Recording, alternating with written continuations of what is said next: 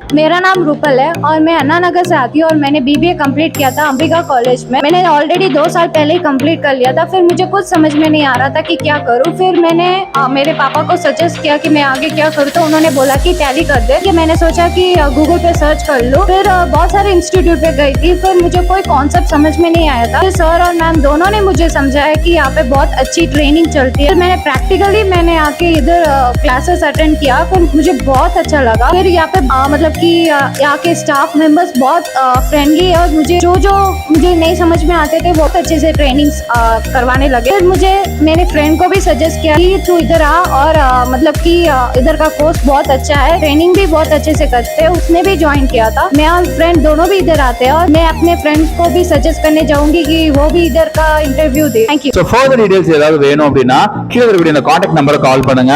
Full detail நான் உங்களுக்கு சொல்றேன். நம்ம ஆபீஸ் எங்க இருக்கு அப்படின்னா CCE computer education Arumugam medical opposite Kamarajar சாலையில தான் இருக்கு.